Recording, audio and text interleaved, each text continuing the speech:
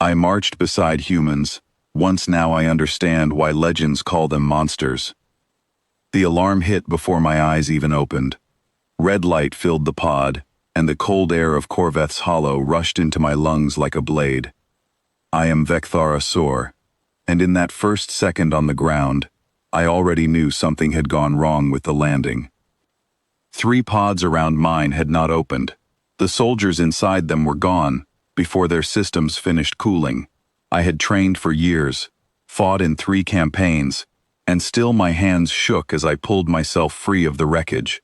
Around me, the sky burned orange from weapons fire, and the ground trembled with each strike from the enemy line dug into the ridge above us. We were 40 of my kind, 60 humans, and a handful of engineers, sent to break a siege that had trapped a colony dome for 11 months. The people inside had perhaps 3 days of air left. That was the whole mission. Get in, break the line, get them out. I called for a fallback position over the comm. It was the only reasonable choice. We had lost soldiers before we even reached the breach point, and every instinct in me said to regroup, to recalculate, to survive first and fight later. A voice cut through my panic, calm, steady, almost bored. Copy the losses, moving to the breach point. It was Sergeant Grace Doyle, a human barely taller than one of my own hatchlings, walking straight into the same fire that had just destroyed 3 pods. She did not slow down. She did not look back. I stared at her through the smoke, certain I was watching someone about to die for nothing. She did not die. She reached the ridge, took cover behind a slab of broken rock, and began returning fire like the last 10 seconds had never happened. I moved because I had no better plan, and because some part of me refused to let a human outpace me on a battlefield I was supposed to understand better than she did. We reached the ridge together, and the fighting became something I still find difficult to describe.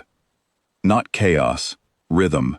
The humans moved like they had already lived through this exact fight 100 times and knew precisely where to be.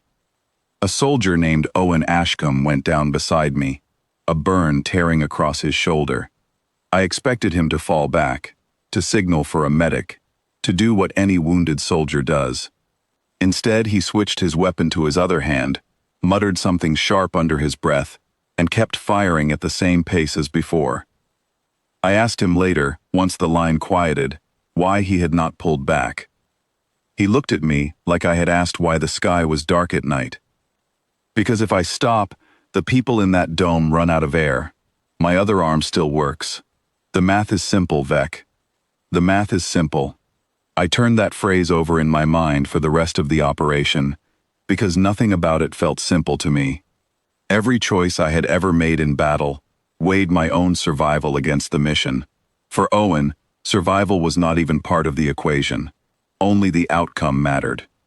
We pushed through the first line by midday, though midday on Corveth's Hollow meant only a slightly lighter shade of gray in a poisoned sky. The enemy had built 3 defensive rings around the dome, each one stronger than the last, and our numbers were already thinner than when we landed. It was during the second ring that I met Lucy Farron, an engineer barely out of training, carrying a pack twice her size toward a damaged section of the dome wall. She was not a soldier. She had no reason to be anywhere near the fighting. Yet there she was, moving through open ground under fire, because the wall needed repair, and she was the one who knew how to fix it. I moved to cover her, expecting her to retreat the moment shots landed near us. She did not even flinch. She knelt beside the fracture in the wall, opened her pack, and began working as if the battle around her was simply background noise to be tuned out. When I asked her afterward how she stayed so calm, she said something I have never forgotten. Fear does not fix a wall. My hands do. So I let my hands work, and I put the fear somewhere else for now. I began to understand, slowly, that this was not recklessness. It was not madness, and it was not the lack of fear that old stories often use to describe humans. It was something closer to discipline turned inside out. They felt everything. They simply refused to let it stop their hands. The third ring was the hardest. The enemy had reinforced it heavily, certain that no force our size could break through with the losses we had already taken. Their commanders had made a mistake common to species who had only heard stories about humans instead of standing beside them. They believed one battle, decades earlier, was an exception rather than a pattern. I watched that mistake unfold in real time. A young soldier named Noah Kessler took a hit that should have ended his part in the fight. He kept moving, dragging a wounded comrade behind a barricade with one arm, while returning fire with the other. When I reached him, he was pale, breathing hard, and still calculating the fastest path to the breach point out loud, as if his body had simply decided pain was a problem to be managed later. Grace found us there, blood on her sleeve, expression unreadable.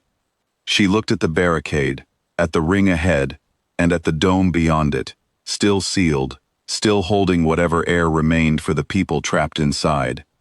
"We push now," she said. "No time to wait for reinforcements that are not coming." There was no argument, no hesitation. Every human around me simply adjusted their positions and moved, as though the plan had been agreed upon days ago instead of seconds. I moved with them, because staying behind suddenly felt like the more dangerous choice. The final stretch toward the dome was the moment I understood the old legends were not exaggeration. A young private named Owen Duvall reached the outer hull first, where a breach in the metal was venting the dome's remaining air into the poisoned atmosphere outside. There was no time to seal it properly. Engineers were still minutes away with the right tools. Without thinking, Owen pressed himself against the gap, using his own body to slow the leak while the others worked. He was 19 years old, barely past what my own kind would call a hatchling. He had no armor built for that kind of pressure, no special training for it. He simply understood that the mathematics of the moment required a body in that gap, and his body was the one available. When the engineers finally sealed the breach and pulled him away, his skin was raw and blistered, his breathing ragged. I expected him to be in agony, and he was. But he was also smiling, faintly, through the pain. I asked him why he was not angry, why he was not cursing, the moment that had hurt him so badly. He looked past me at the dome, now stable, now holding. Because it worked. That is the only part that matters right now. The dome held, the remaining defenses fell within the hour, and the people trapped inside stepped out into the open for the first time in 11 months, pale and thin, but alive. I stood at the edge of the crowd, watching human soldiers who had just spent everything they had, simply standing quietly, watching the same thing. Grace found me there, her earlier calm now replaced with something heavier, something closer to exhaustion carrying the weight of grief. She did not celebrate. She simply sat against a piece of broken hull and stared at the ground for a long moment before speaking. "You are quiet, Vec," she said. "I am recalculating some old ideas," I told her honestly. She let out a short laugh, tired but real. "That happens, fighting next to us. Welcome to the club. I marched beside humans once, and I have never fought the same way since." The old stories describe them as something to fear, something almost inhuman in how far they will go, how much they will endure, how little they seem to weigh their own survival against a goal they have already decided matters more. I understand now that those stories are not wrong. They are simply incomplete. Humans are not fearless. I watched fear in their eyes more than once that day. They are not without pain, and they are not without grief, because I watched both in the quiet hours after the fighting ended. What sets them apart is not the absence of those things. It is what they choose to do while carrying them. They do not stop because a wound demands rest. They do not retreat because the odds have shifted. They simply weigh the cost differently than the rest of us. And once that cost has been decided, nothing about their own suffering seems to change the outcome they are willing to fight for. I have fought many battles since Corveth's Hollow, under different flags, beside different soldiers. None of them changed me the way that day did. I no longer wonder why the old legends speak of humans with a kind of fear, reserved for forces beyond ordinary understanding. I wonder instead why it took so long for the rest of us to understand that fear correctly. They are not monsters in the way the old stories warn young hatchlings to imagine. They are something rarer, something far more dangerous to underestimate. They are creatures who decided long ago that some things are worth more than the cost of carrying them, and once that decision is made, nothing seems able to change their course. I marched beside humans once. I have understood the legends differently ever since.